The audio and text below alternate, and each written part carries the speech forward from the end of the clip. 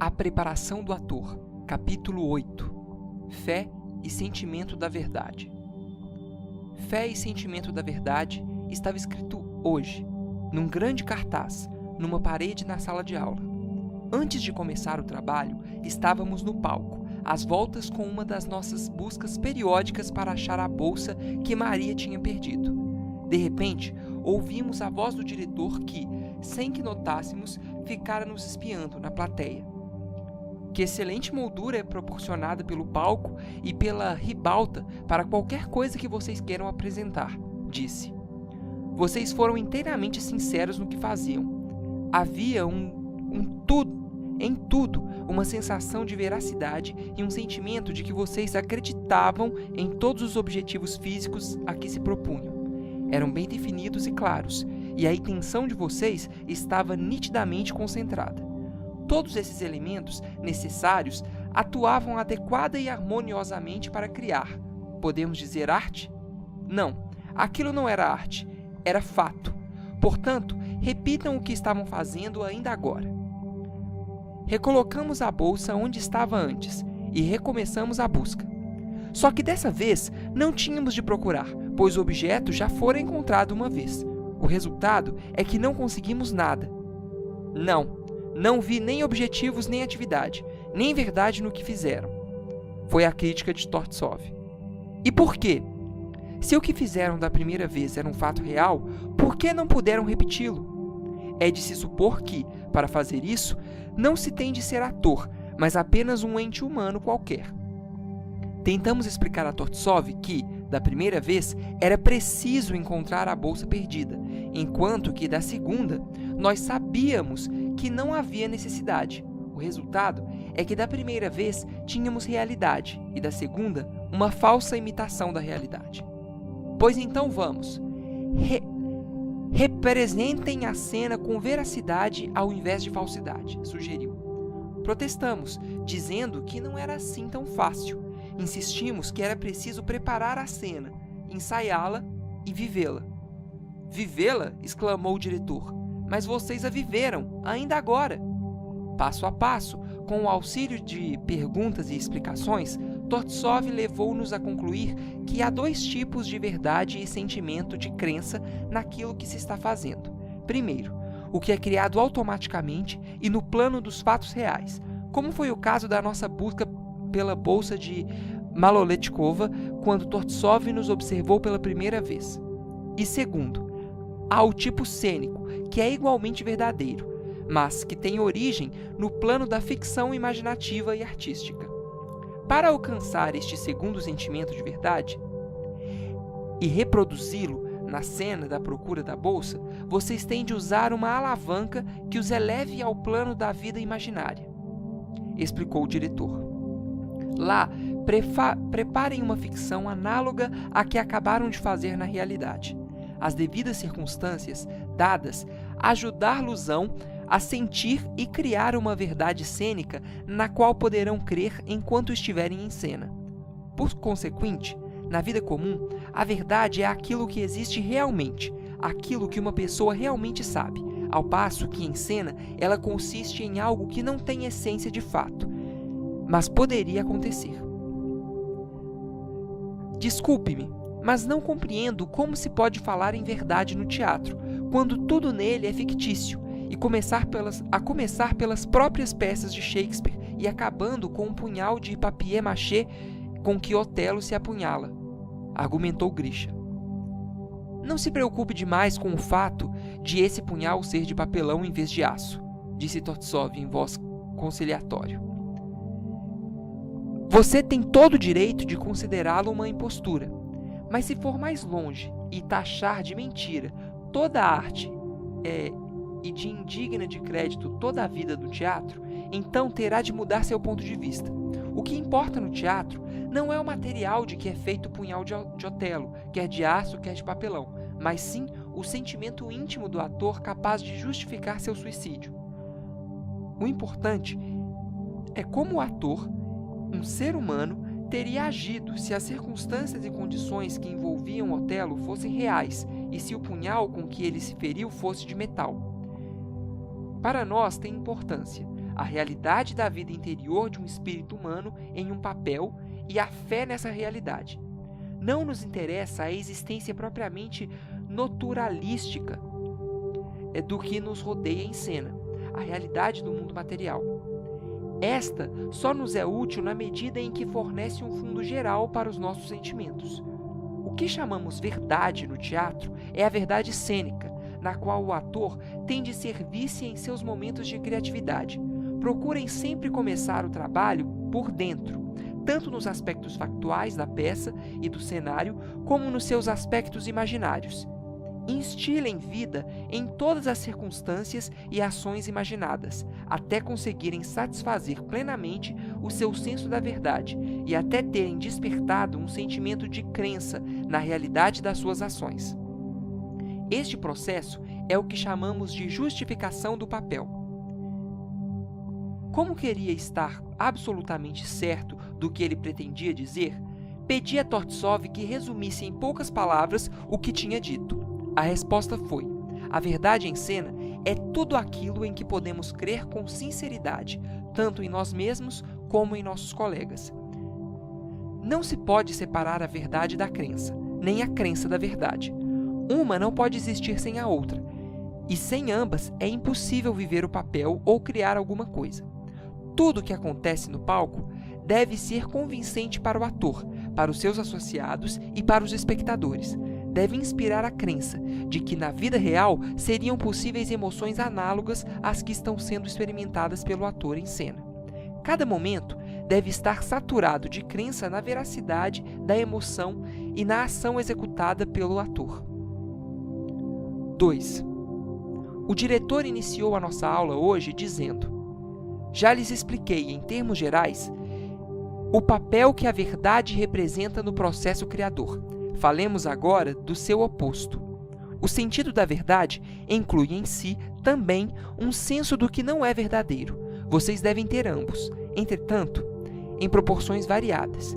Alguns têm, digamos, 75% de senso da verdade e apenas 25% de senso da falsidade.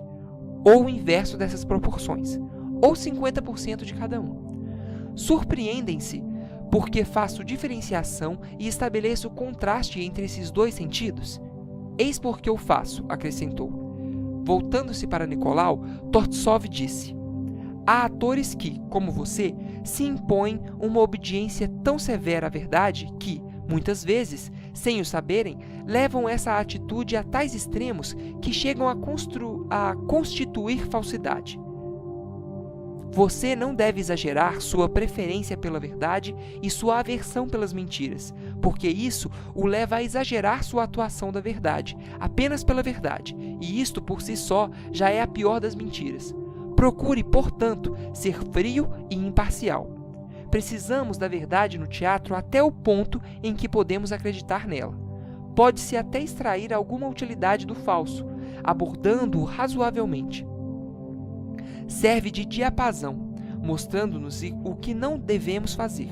Nessas condições, um pequeno erro pode ser utilizado pelo ator para traçar-lhe o limite além do qual não se deve passar. Este método de autofiscalização é absolutamente indispensável quando nos dedicamos a uma atividade criadora. Devido à presença de uma grande plateia, o ator, quer queira, quer não, sente-se obrigado a produzir uma quantidade desnecessária de esforço e de movimentações que pretendem representar sentimentos. Entretanto, por mais que faça, enquanto estiver ante as luzes da ribalta, isso lhe parecerá ainda insuficiente. E a consequência é vermos um excesso de atuação que chega a 90%. Por isso mesmo, durante os meus ensaios, vocês me ouvirão muitas vezes repetir: cortem 90%. Se soubessem como é importante o processo de estudar-se a si próprio, deveria prosseguir incessantemente sem que o ator sequer o notasse e deveria pôr à prova todos os seus passos. Quando nós lhe apontamos o absurdo palpável de alguma ação falsa que ele tenha praticado, mostra-se mais do que pronto para eliminá-lo. Mas que poderá fazer se os próprios sentimentos não forem capazes de convencê-lo? Quem há de garantir que, uma vez livre de uma mentira, não virá outra, imediatamente ocupar o lugar vago? Não, a atitude deve ser outra. É preciso plantar, sob a falsidade, um grão de verdade, que eventualmente a suplantará, assim como a segunda dentição expulsa a primeira. A esta altura, o diretor foi chamado a cuidar de um assunto relativo ao teatro e aos alunos. Portanto, foram entregues ao assistente para um período de treino. Quando Tortsov voltou, pouco depois, falou-nos de um artista dotado de refinadíssimo senso de verdade para criticar o trabalho dos outros atores. Entretanto, quando ele mesmo atua, perde completamente esse dom. É difícil acreditar, disse Tortsov, que a mesma pessoa, num momento, demonstre possuir tão agudo senso de discriminação entre o verdadeiro e o falso na atuação de seus colegas, e, um momento depois, suba ao palco para perpetrar erros piores. No caso dele, a sua sensibilidade para a verdade e falsidade como espectador está completamente separada dessa mesma capacidade como ator. É um fenômeno muito difundido. 3. Hoje, inventamos um jogo novo.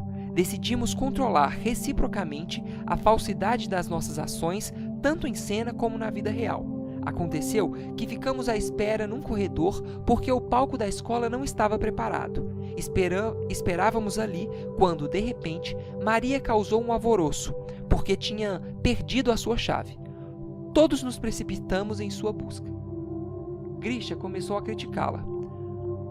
Você está se curvando, e eu não creio que haja uma base para isso. É para nós que o faz, e não para encontrar sua chave. Suas censuras foram duplicadas pelas observações de Leão, Vassili, Paulo e algumas que eu fiz, e em pouco tempo a busca se imobilizou. Crianças tolas, como se atrevem? Exclamou o diretor. Seu aparecimento, pegando-nos de surpresa em pleno jogo, deixou-nos consternados. Agora sentem nos bancos ao longo da parede. E vocês duas, ordenou bruscamente a Maria e Sônia. Andem pelo corredor de um extremo ao outro. Não, assim não. Já imaginaram alguém andando dessa maneira? Virem os calcanhares para dentro, a ponta dos pés para fora. Por que não dobram os joelhos? Por que não balançam mais as cadeiras? Cuidado com os centros de equilíbrio. Não sabem caminhar? Por que estão cambaleando? Olhem aonde vão. Quanto mais andavam, mais a censurava. Quanto mais censurava, menos podiam controlar-se. Reduziu-as, finalmente, a tal estado que já não sabiam distinguir a cabeça dos calcanhares e ficaram paralisadas no meio do corredor. Quando olhei para o diretor, espantei-me ao vê-lo abafar o riso com um lenço, e então ocorreu-me de súbito o que ele estava fazendo. Estão convencidas agora, perguntou às duas moças, de que um crítico implicitamente pode deixar maluco um ator e reduzi-lo à impotência? Procurem a falsidade apenas até o ponto em que isto os ajude a encontrar a verdade. Não se esqueçam de que o crítico ranzinza pode criar mais falsidade em cena do que qualquer outra pessoa, porque o ator criticado deixa involuntariamente de seguir seu rumo certo e exagera a própria verdade ao ponto de falseá-la. O que devem cultivar é um crítico sensato, calmo, ponderado e compreensivo, que é o melhor amigo do ator. Esse crítico não os atormentará por ninharias, mas ficará de olho vivo na substância do trabalho de vocês. Mais um conselho a observarem o trabalho do ator de outrem. Comecem a exercitar o seu senso de verdade, procurando antes de tudo os pontos bons. Estudando o trabalho alheio, limitem-se a fazer o papel de um espelho e digam honestamente se acreditam ou não no que viram e ouviram, assinalando, sobretudo, os momentos que lhes pareceram mais convincentes. Se os frequentadores teatrais fossem tão exigentes quanto a verdade cênica como vocês o foram hoje aqui na vida real, nós atores, coitados, jamais ousaríamos exibir o rosto em público. Mas a plateia não é severa? Perguntou alguém. Não, senhor. Não é implicante como vocês foram. Pelo contrário, a plateia quer, primordialmente, acreditar em tudo o que se passa no palco.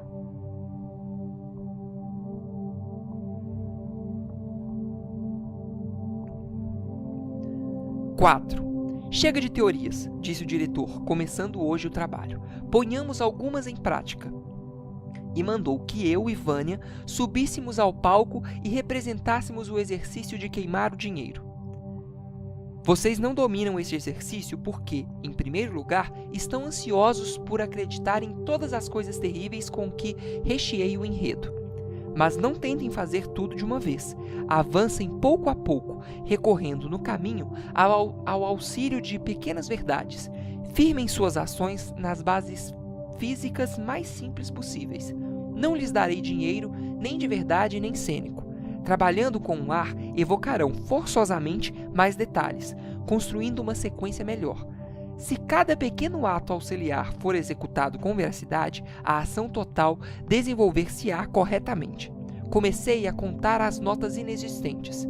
Não acredito, disse Tortsov, interrompendo-me no instante em que eu ia pegar o dinheiro. No que é que o senhor não acredita? Você nem olhou para o objeto que tocava. Eu lançava os olhos para as pilhas de notas imaginárias. Não vira nada, apenas estendera o braço e o trouxera de volta.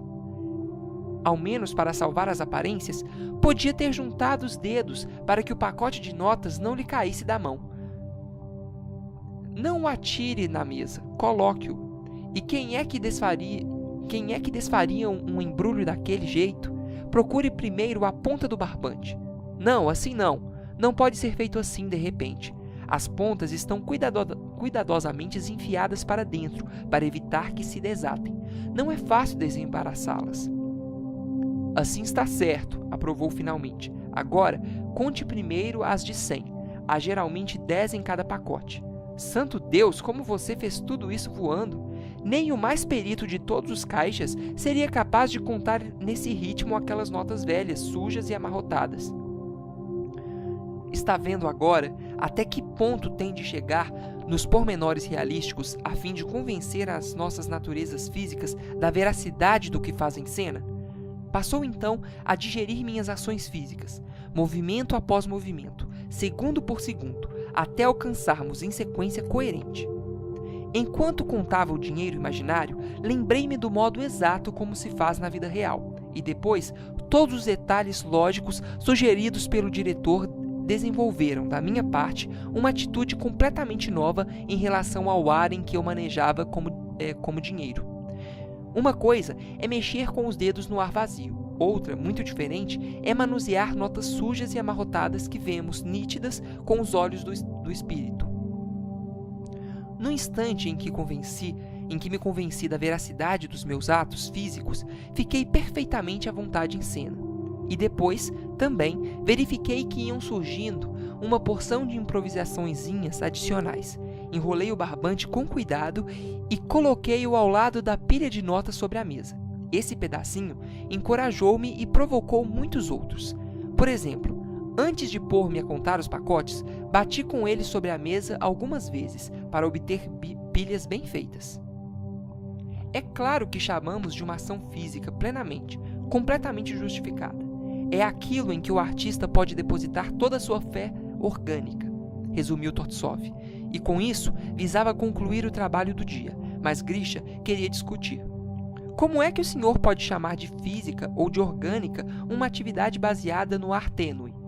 Paulo concordava, insistiu que as ações relacionadas com objetos materiais e as que se relacionavam com objetos imaginários pertenciam, por força, a dois tipos diversos. Beber água, por exemplo, disse.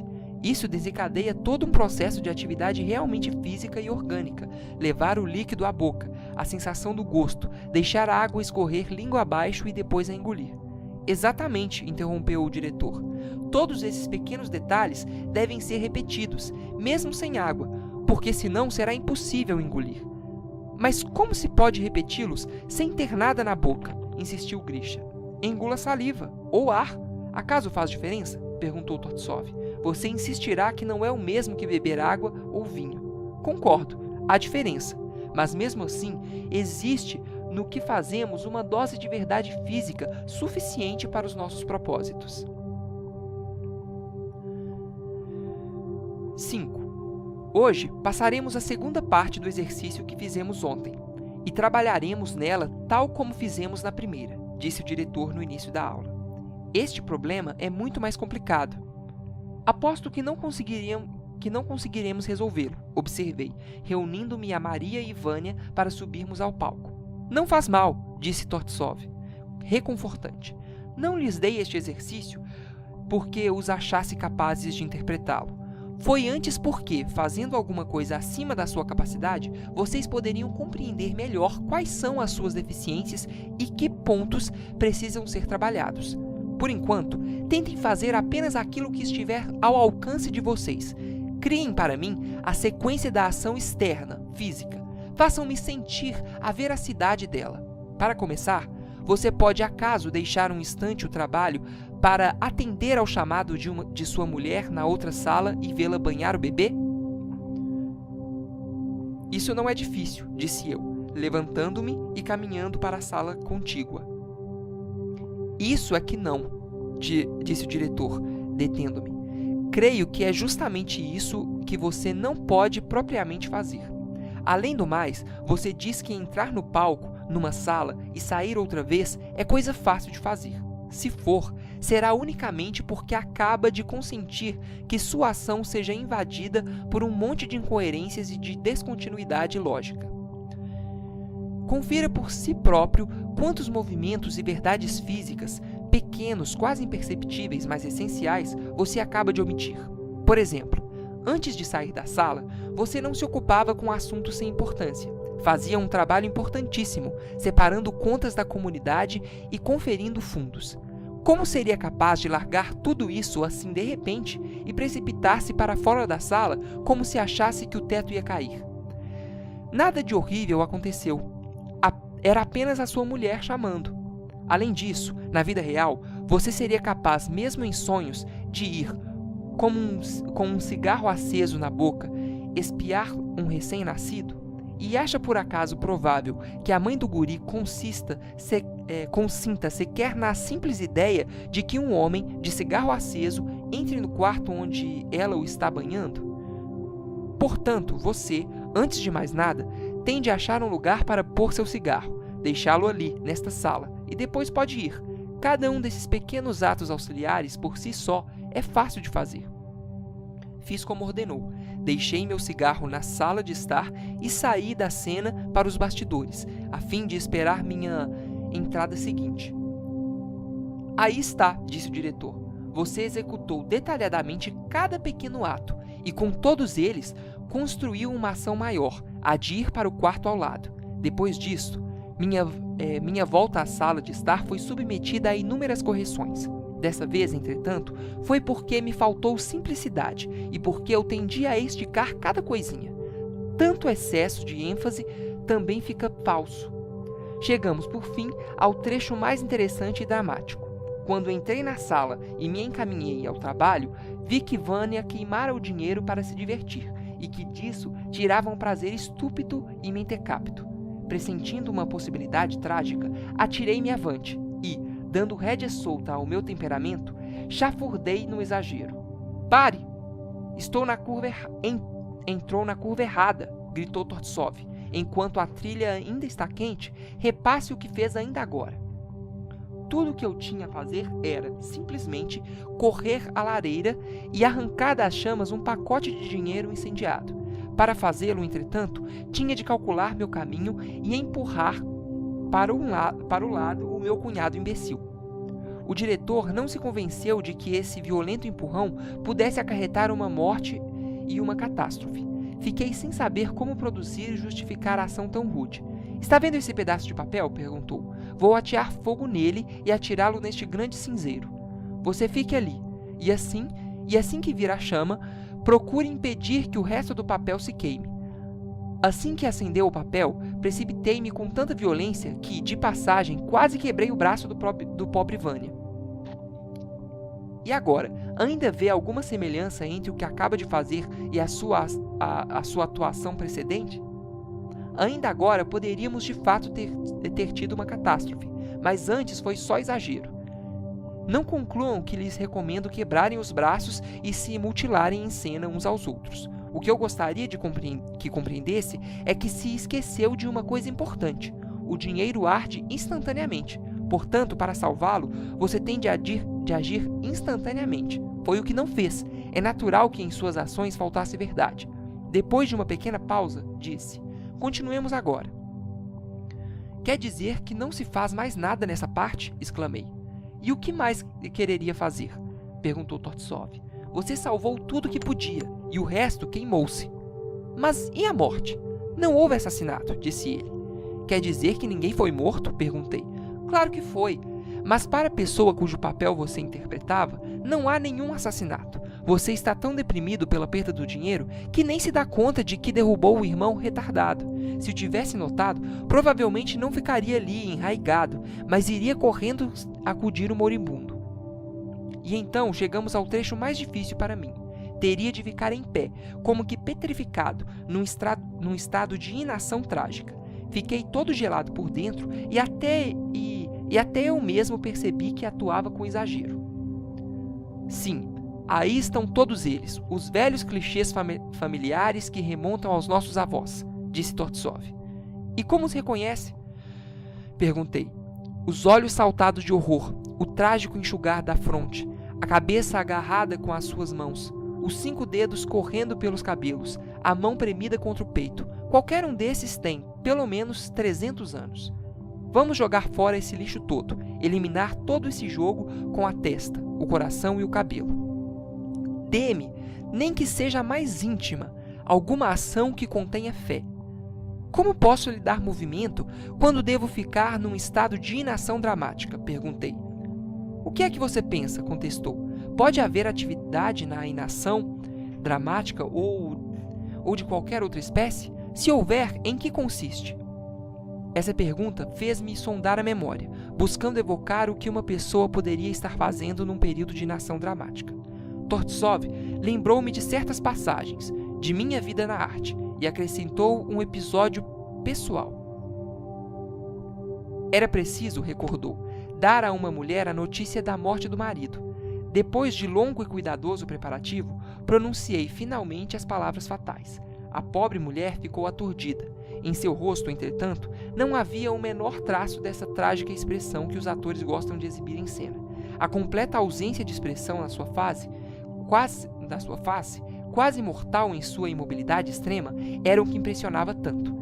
Tive de ficar inteiramente imóvel perto dela por mais de 10 minutos, a fim de não interromper o processo que se desenvolvia em seu íntimo. Esbocei afinal, um gesto que a tirou do estupor, e logo caiu desmaiada.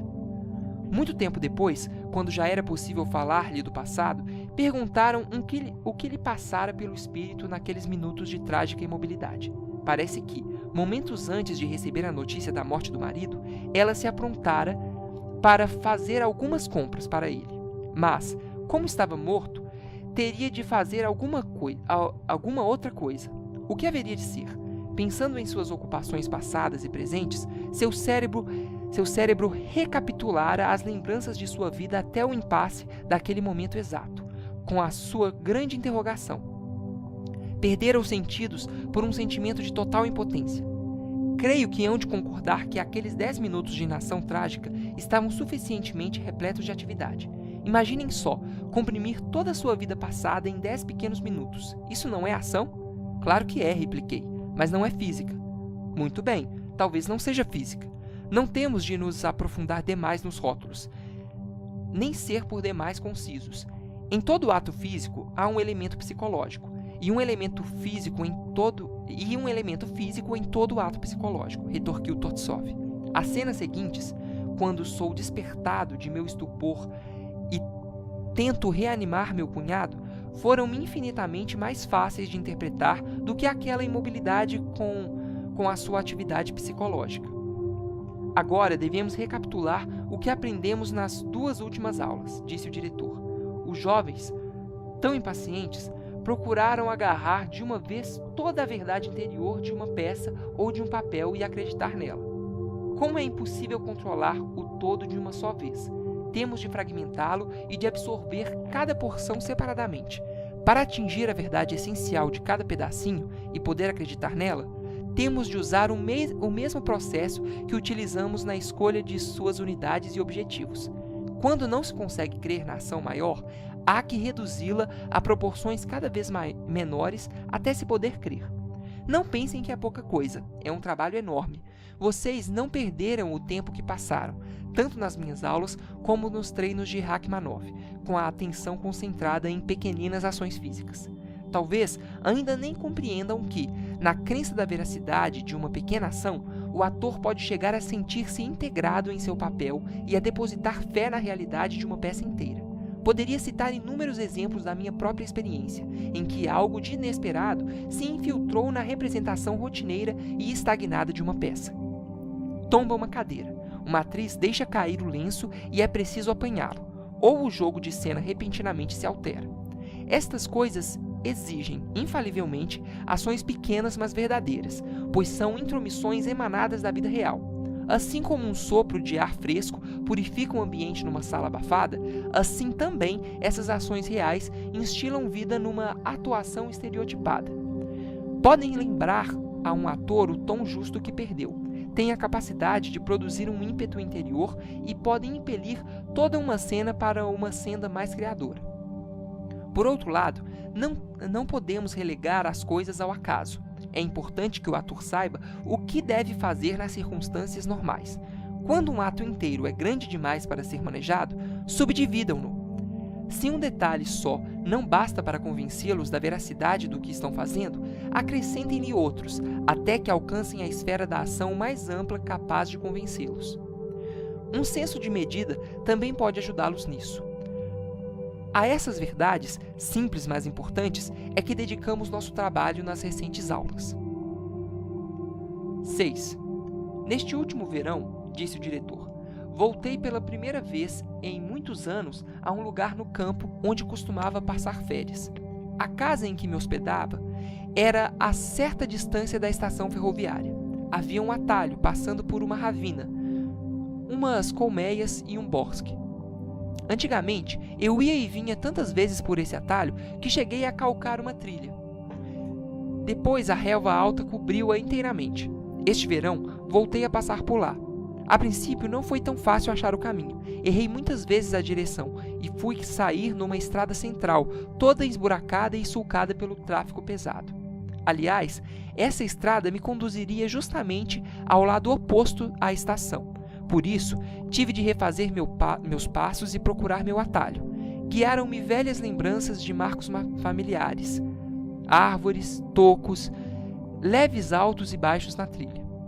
Estas recordações tomaram corpo e orientaram minha busca. Pude, finalmente, reconstituir a linha certa e chegar por ela à estação. Como tinha de ir sempre à cidade, usava o atalho quase todos os dias, e ele logo voltou a ser uma trilha visível. Durante essas nossas últimas aulas, estivemos demarcando uma linha de ações físicas, no exercício do dinheiro queimado. É mais ou menos análoga à minha trilha no campo. Reconhecemos-la na vida real, mas no palco temos de repisá-la toda outra vez. A linha certa para vocês também está recoberta pelos maus hábitos que ameaçam desviá-la a cada passo, extraviando-os para a estrada sulcada e gasta da atuação estereotipada e mecânica. Para evitar que isso aconteça, vocês têm de fazer como eu fiz, determinando a direção certa por meio de uma série de ações físicas semeadas no caminho. Terão de repisá-las até que vejam permanentemente fixada a verdadeira trilha do papel. Agora, subam ao palco e repitam várias vezes as ações físicas pormenorizadas que da última vez elaboramos. Atenção! Somente ações físicas, verdades físicas e nelas uma crença física. Mais nada. Interpretamos o exercício do começo ao fim. Vocês notaram sensações novas, como resultado de terem feito uma sequência inteira de atos físicos sem interrupção? Perguntou Tortsov. Se notaram, os momentos isolados estão correndo, como devem, para períodos maiores, e assim criando uma corrente contínua de verdade. Experimentem-na interpretando o exercício todo do começo ao fim, várias vezes, apenas com as mãos físicas, com ações físicas. Seguimos suas instruções e, de fato, sentimos que os pedaços detalhados se encaixavam, formando um todo contínuo. Uma sequência reforçava-se a cada repetição e sentíamos que a ação ia avante com um ímpeto cada vez maior. Enquanto repetíamos o exercício, persisti num erro que acho bom descrever com pormenores. Cada vez que saía de cena e ia para os bastidores, eu parava de representar. A consequência foi que a minha lógica da minha ação física estava interrompida, e não devia interromper-se. Nem em cena, nem sequer nos bastidores, o ator pode tolerar essas rupturas da continuidade da vida de seu papel. Elas criam lacunas. Estas, por sua vez, deixam-se preencher com pensamentos e sentimentos alheios ao papel. Se não estiver habituado a atuar para si mesmo fora de cena, pelo menos restrinja seus pensamentos ao que a pessoa que você está interpretando faria se fosse colocada em circunstâncias semelhantes. Isto o ajudará a conservar-se dentro do papel. Depois de fazer algumas correções e após repassarmos o exercício ainda algumas vezes, Tortsov perguntou-me: compreende agora que conseguiu estabelecer de modo sólido e permanente a longa sequência de momentos individuais da verdadeira ação física deste exercício? Em nossa linguagem teatral, chamamos a esta sequência contínua a vida de um corpo humano. É feita, como viu, de ações físicas vivas, motivadas por um sentimento íntimo de verdade e pela crença no que o ator está fazendo. Esta vida do corpo humano, num papel, não é pouca coisa. É uma das metades da imagem a ser criada, embora não seja a metade mais importante. 7. Depois de termos repassados mais uma vez o mesmo exercício, o diretor nos disse: agora que criaram o corpo do papel, podemos começar a pensar no passo seguinte, ainda mais importante, que é a criação da alma humana do papel. Na realidade, isso já aconteceu dentro de vocês, sem que soubessem. A prova é que quando executaram, ainda hoje, todas as ações físicas da cena, não o fizeram de modo seco, formal, e sim com íntima convicção. Como se deu essa mudança? Naturalmente, porque o elo entre o corpo e a alma é indivisível. A vida de um dá vida ao outro. Todo ato físico, exceto os puramente mecânicos, tem uma fonte interior de sentimento. Por consequente, temos em cada papel um plano interior e um plano exterior entrelaçados. Um objetivo comum liga-os em parentesco e lhes reforça os elos. O diretor fez-me repassar a cena do dinheiro. Quando contava, olhei por acaso para Vânia, o irmão corcunda de minha mulher, e pela primeira vez perguntei a mim mesmo: por que é que ele está sempre à minha volta? A essa altura, senti que não podia prosseguir antes de esclarecer minhas relações com esse cunhado. Foi isto que, auxiliado pelo diretor, fabriquei como base para a relação. A beleza e saúde da minha mulher foram pagas à custa da deformidade daquele irmão gêmeo. Ao nascerem, fora preciso fazer uma operação de emergência, arriscando-se a vida do menino para salvar a mãe e a sua filhinha. Sobreviveram todos, mas o garoto ficou retardado e corcunda. Esta sombra sempre pesara e se fizera sentir sobre a família. A invenção mudou completamente minha atitude para com o infeliz pateta. Enchi-me de um sincero sentimento de ternura por ele e até mesmo tive certo remorso do passado. Isto logo deu vida à cena em que a infeliz criatura encontra alguma alegria no incêndio das notas. De pena dele, fiz tolices para diverti-lo. Bati com os pacotes na mesa, fiz caretas e gestos cômicos ao tirar-lhes os invólucros de cor e jogá-los ao fogo. Vânia foi sensível a essas improvisações e reagiu bem. Sua sensibilidade instigou-me a prosseguir com outras invenções do mesmo gênero. Toda uma nova cena se criou. Era viva, cálida e alegre. A plateia reagiu instantaneamente. Isso nos animou e impeliu. Chegou então um instante de ir para a sala anexa. Ao encontro de quem? De minha mulher? Quem era ela? E ali estava mais uma pergunta a exigir resposta. Não poderia continuar enquanto não soubesse tudo sobre essa criatura com a qual devia estar casado. Minha história sobre ela foi sentimental ao extremo. Ainda assim, eu sentia que, se as circunstâncias fossem as que imaginara, então essa mulher e esse filho ser-me-iam indefinidamente caros. Com toda essa vida nova, imaginada para o exercício, os nossos métodos antigos de representá-lo pareciam indignos. Como me era fácil e agradável contemplar o bebê no banho. Agora não tinham de advertir-me sobre o cigarro aceso. Com o maior cuidado apaguei-o antes de sair da sala. Minha volta à mesa com dinheiro é agora clara e necessária. É um trabalho que faço por minha mulher, meu filho e pelo infeliz Corcunda. O incêndio do dinheiro adquiriu aspecto inteiramente novo. Bastou dizer a mim mesmo: o que faria eu se isso de fato acontecesse? Fico horrorizado com a perspectiva do meu futuro. A opinião pública taxar-me-á não só de ladrão, mas também de assassino do meu próprio cunhado. Além disso, serei visto como um infanticida. Ninguém pode reabilitar-me aos olhos do público. E nem sei sequer o que minha mulher pensará de mim depois de lhe ter matado o irmão.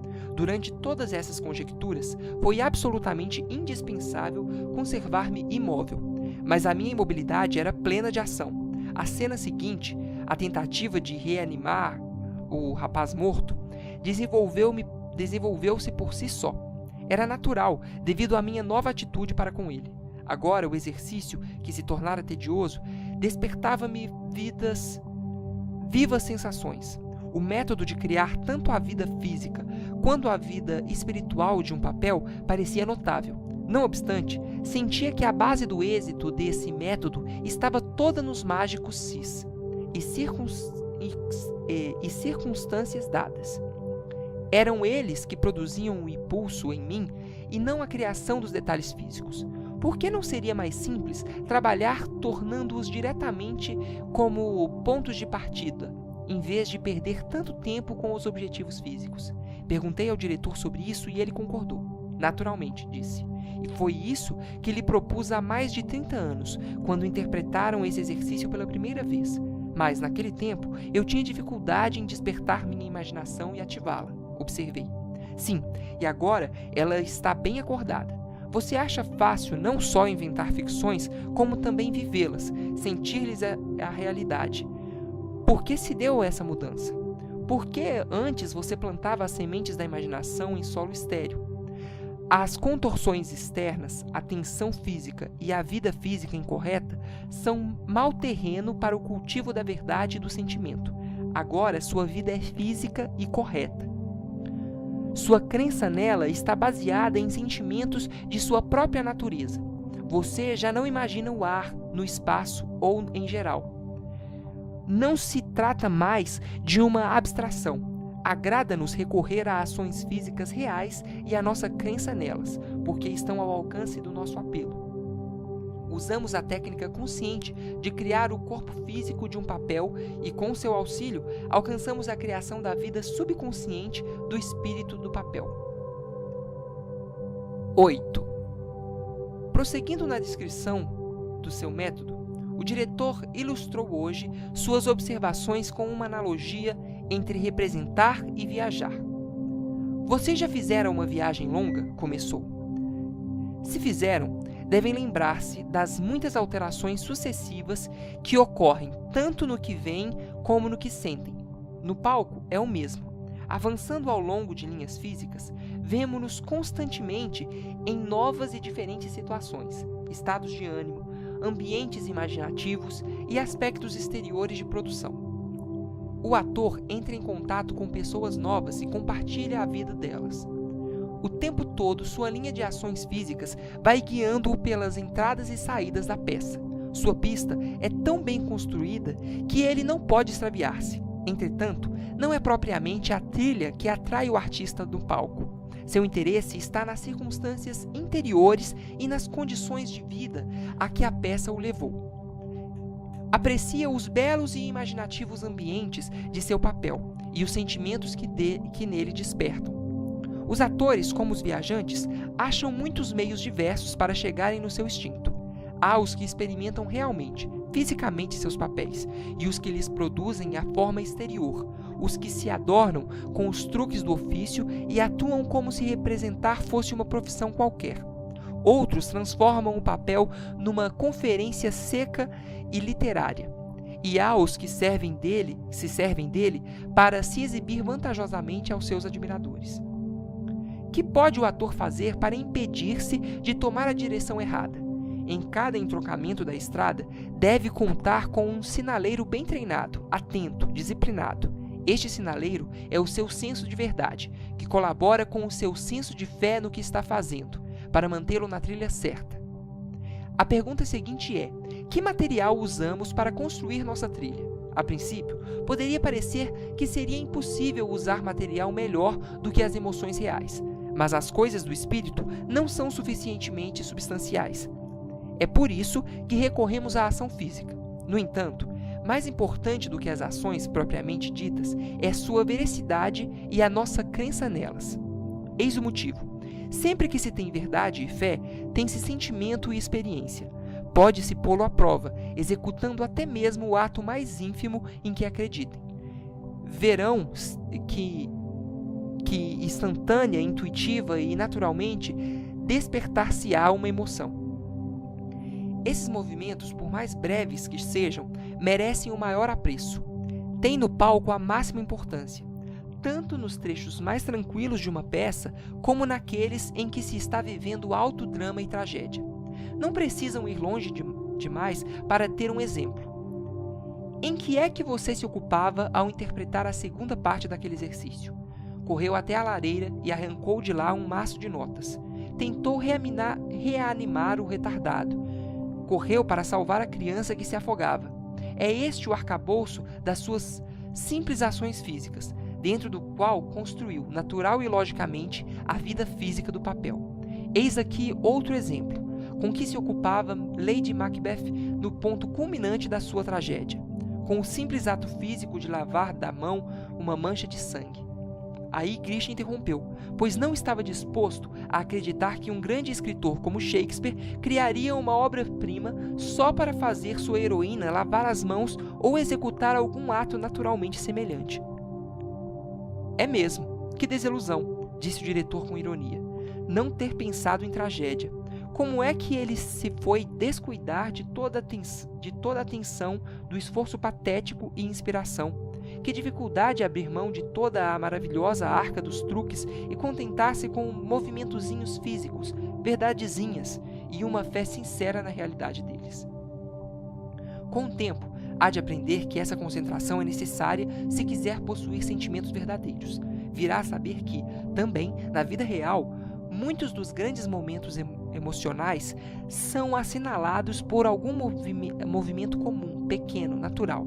Isso o espanta? Deixe que eu lhe recorde os tristes momentos que acompanham a enfermidade e a morte iminente de alguém que nos é caro. Com que se ocupa a esposa ou o amigo íntimo do moribundo? Ocupa-se em manter o silêncio no quarto, em executar as prescrições do médico, tomar a temperatura, aplicar compressas. Todos esses pequenos atos adquirem uma importância crítica na luta com a morte. Nós, artistas, temos de compreender a verdade que até mesmo os pequenos movimentos físicos, quando injetados em circunstâncias dadas, adquirem grande significação pela influência que exercem sobre a emoção. Limpar o sangue, na verdade, ajudara Lady Macbeth a executar seus ambiciosos desígnios. Não é por acaso que, durante todo o seu monólogo, vemos em sua memória a mancha de sangue evocada em relação ao assassinato de Duncan.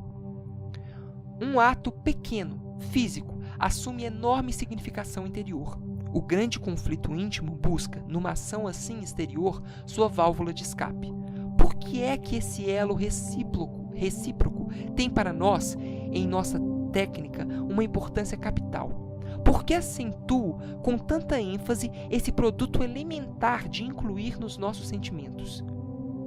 Se dissermos a um ator que seu papel está cheio de ação psicológica, profundidades trágicas, começará logo a se contorcer e exagerar sua paixão, fazê-la em pedaços, escavar a alma e violentar seus próprios sentimentos. Mas se lhe dermos algum simples problema físico para resolver e envolvermos esse problema em condições interessantes, comovedoras, ele tratará de executá-lo, sem alarmar ou sequer preocupar-se muito em saber o que lhe faz se o que faz resultará em psicologia, tragédia ou drama. Abordando assim a emoção, evita-se qualquer violência, e o resultado é natural, intuitivo e completo. Nas obras dos grandes poetas, até mesmo os atos mais simples estão cercados de circunstâncias subordinadas importantes, e nelas se encontra toda sorte de engodos para excitar os nossos sentidos. Há ainda outra versão, simples e prática, para abordar as experiências emocionais delicadas e os fortes momentos de tragédia por intermédio da veracidade das ações físicas. Para galgar os píncaros da tragédia, o ator deve distender ao máximo seu poder criador. Isso é dificílimo. Como chegar ao estado necessário se não tiver algo que naturalmente convoque a essa vontade? Esse estado só é provocado pelo fervor criador, e este não podemos facilmente forçar. Usando meios inaturais, arriscar-nos-emos a enveredar por algum falso rumo. O caminho fácil é familiar, habitual e mecânico. É a lei do menor esforço. Para evitar esse erro, temos de nos apegar a qualquer coisa substancial, tangível. A importância dos atos físicos nos momentos intensamente trágicos ou dramáticos é acentuada pelo fato de que, quanto mais simples eles são, mais fácil de aprendê-los, deixá-los guiar-nos até o nosso objetivo verdadeiro, longe da tentação de atuar mecanicamente. Cheguem à parte trágica do papel sem entremeções nos nervos, sem sufocações nem violências, e, sobretudo, não o façam de repente. Encaminhem-se para ela gradual e logicamente por meio da execução correta de sua sequência de ações físicas exteriores e acreditando nessas ações.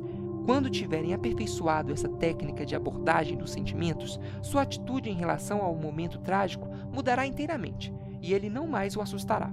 A atitude em relação ao drama e à tragédia, ou à comédia e o vaudeville, difere apenas quando as circunstâncias dadas envolvem as ações da pessoa que estão interpretando.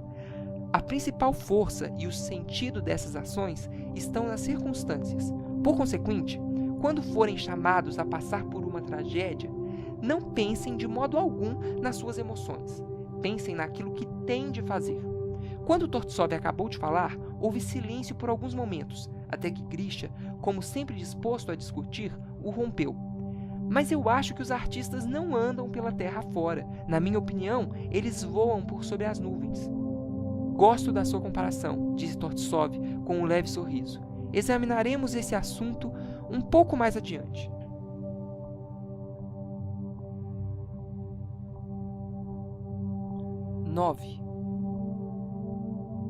Na aula de hoje, fiquei plenamente convencido da eficiência do nosso método de psicotécnica.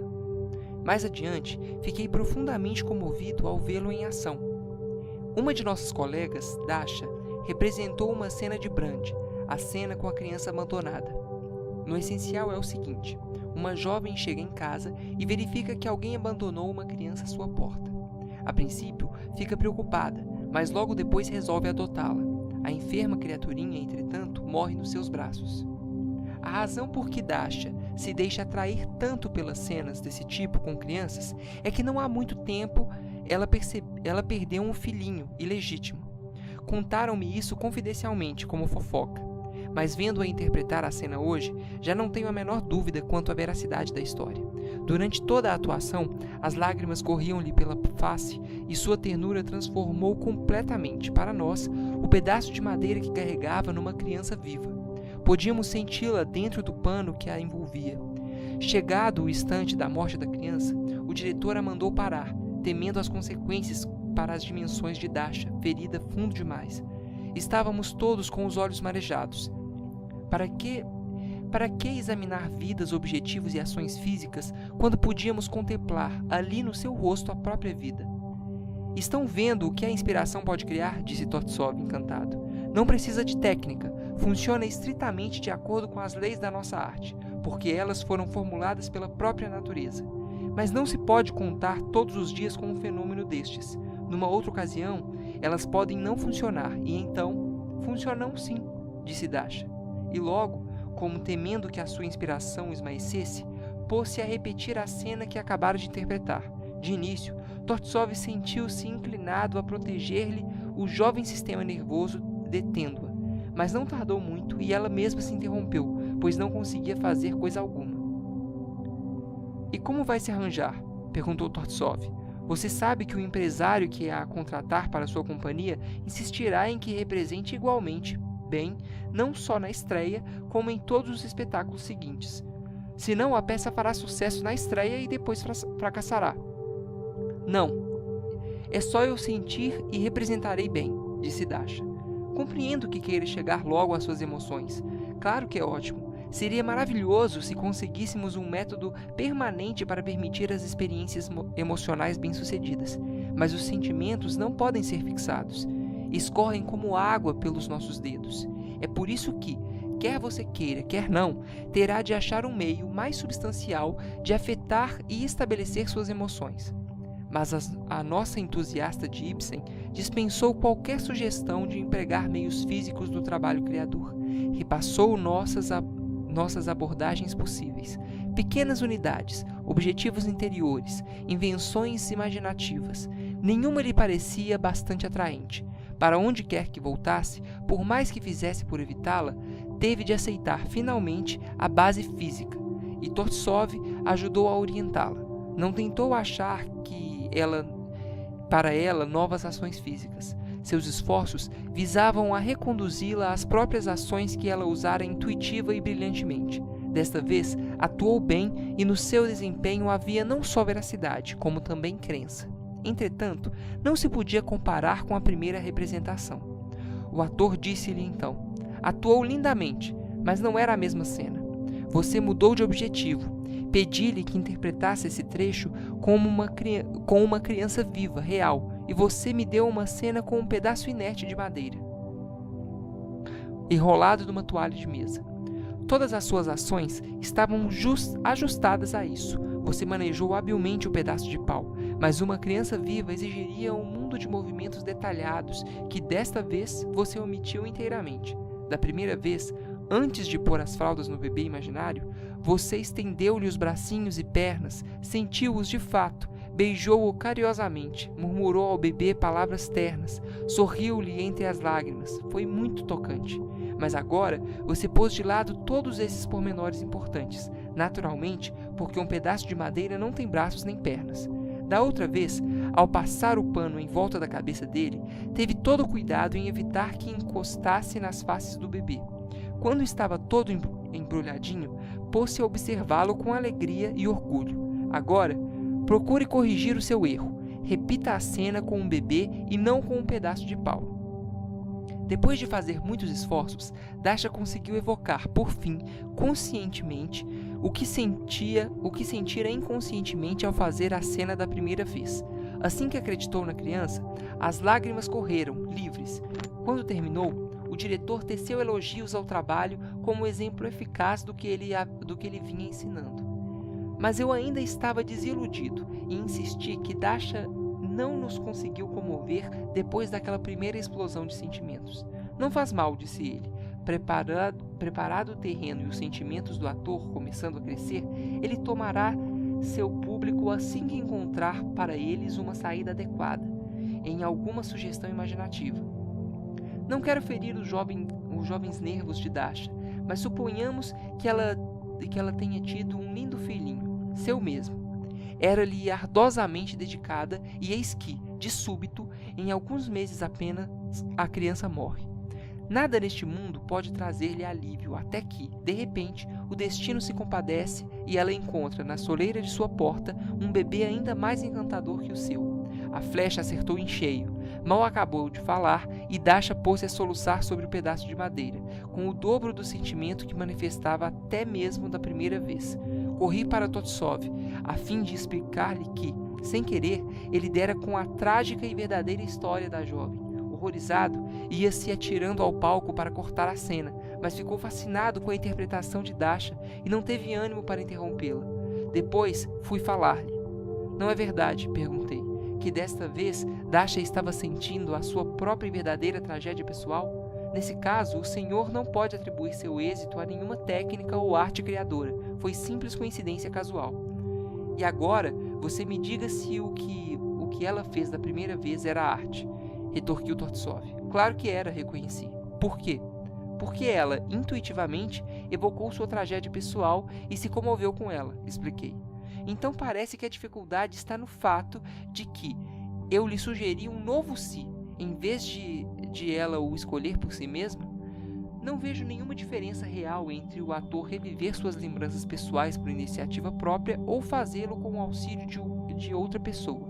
O importante é que a memória retenha esses sentimentos e, perante um certo estímulo, os evoque.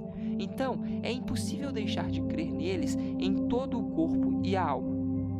Concordo com isso, mas ainda penso que Dasha não foi movida por algum conjunto de ações físicas, mas sim pela sugestão que o senhor lhe fez, argumentei. Absolutamente não o nego, interrompeu o diretor.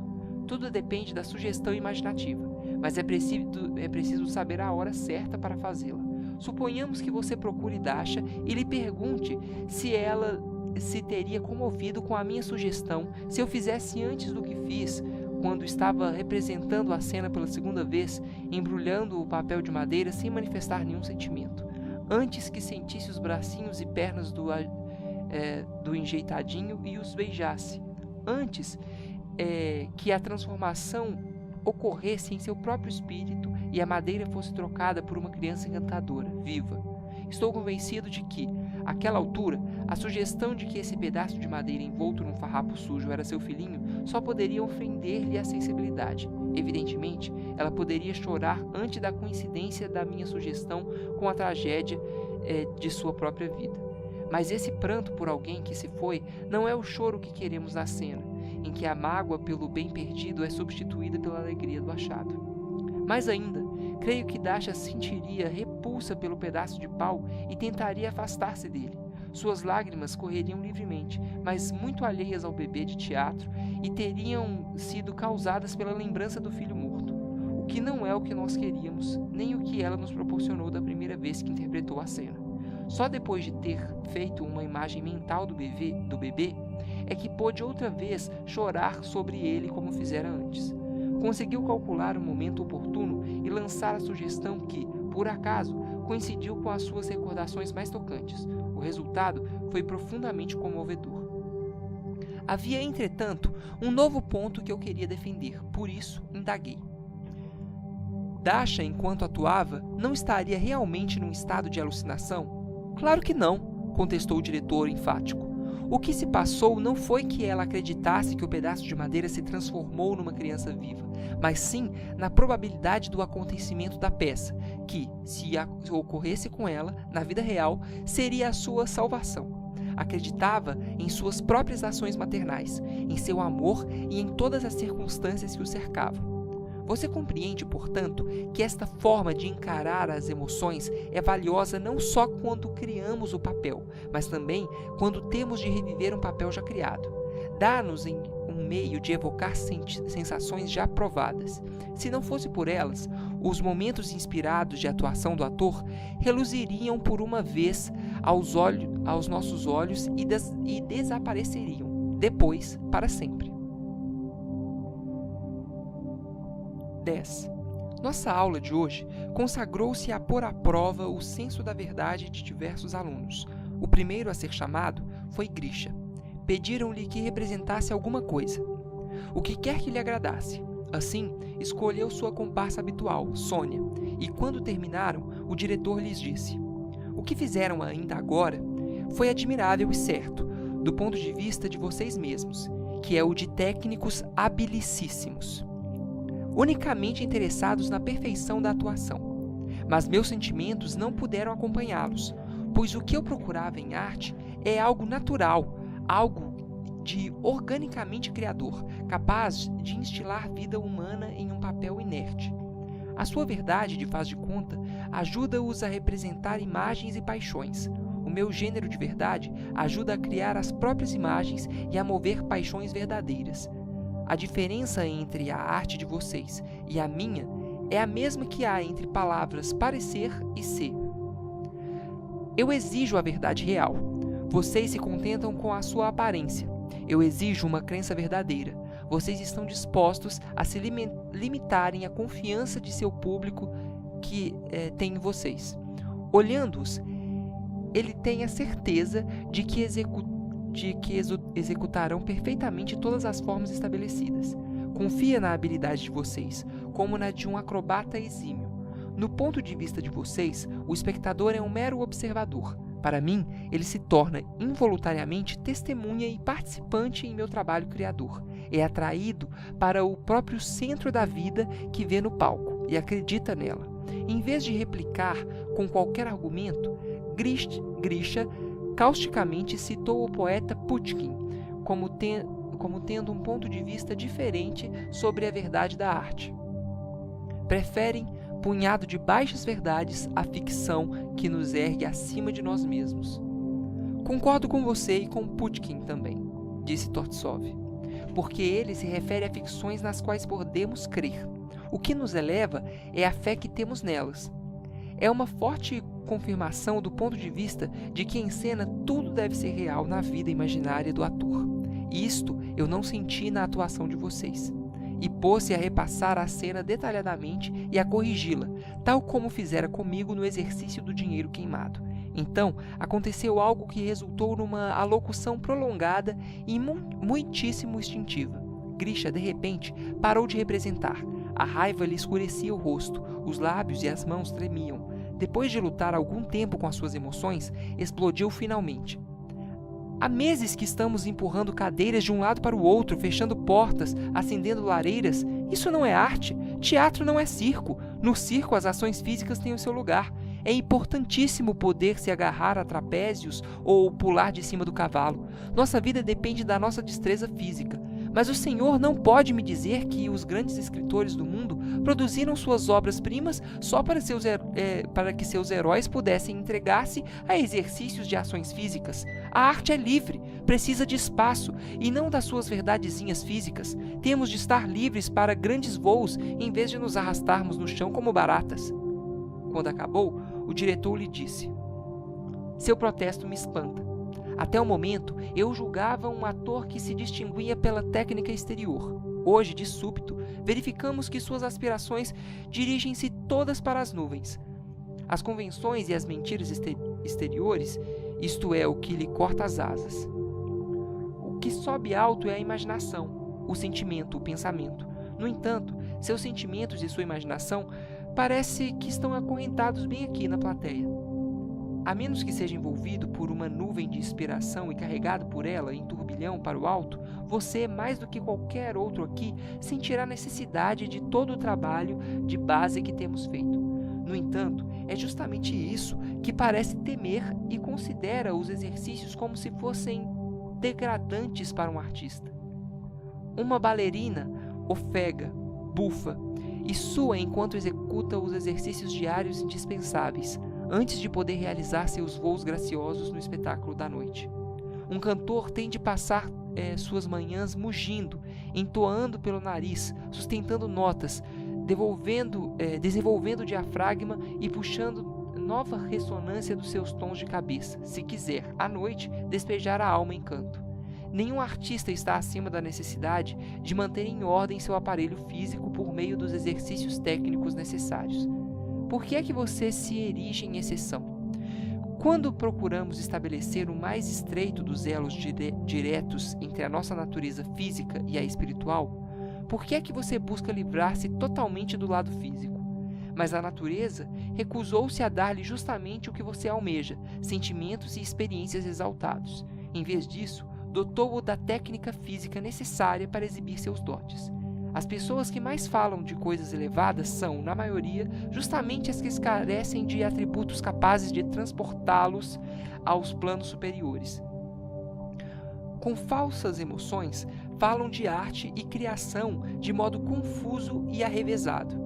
Os verdadeiros artistas, pelo contrário, falam em termos simples e compreensíveis. Reflita nisso e também no fato de que, em certos papéis, você ainda pode tornar-se um ótimo ator e útil contribuinte para a arte. Depois de Grisha, Sônia foi submetida à prova. Surpreendeu-me constatar que fazia muitíssimo bem todos os exercícios simples. O diretor elogiou-a e deu-lhe depois uma espátula, sugerindo-lhe que se apunhalasse com ela. Assim que sentiu o cheiro de tragédia no ar, ela subiu logo nas escadas e, quando chegou ao clímax, aprontou tamanho escarcéu que caímos na gargalhada.